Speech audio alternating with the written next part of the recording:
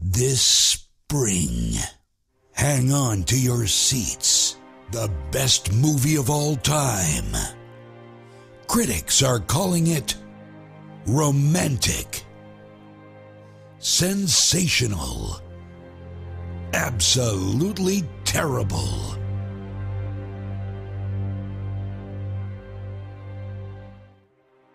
My name is Signal. I'm going to tell you a story about my life with my partner, Noise. I'm going to tell you what we are, why people try to separate us, and how. As we are very important, we always refer to ourselves in the third person. Signal and noise are very important concepts within the world of financial econometrics. Signal can be described as patterns in financial data that are explained by a highly dependent set of variables.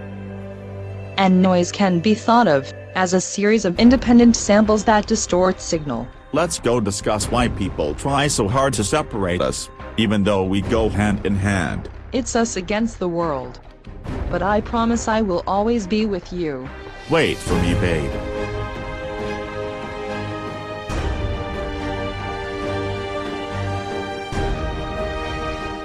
By its very nature, signal holds a great deal of predictive power. But noise diminishes that power.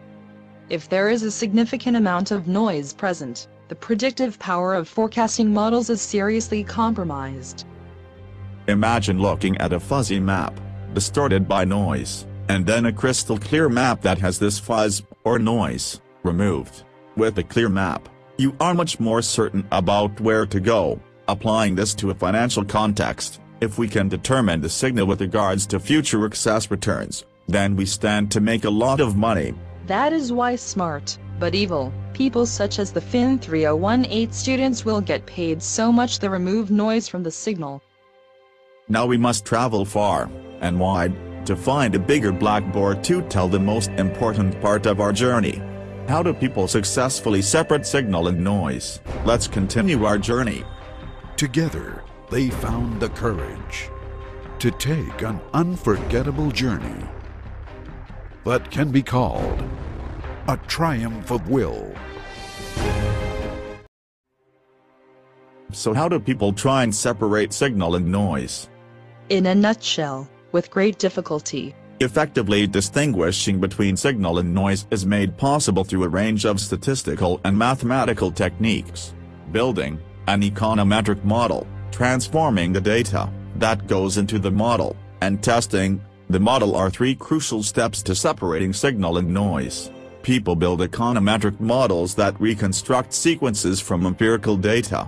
Think of an econometric model as a filter that allows causal relationships, or signal, through, while leaving white noise behind. According to Nate Silver, this challenge is getting greater.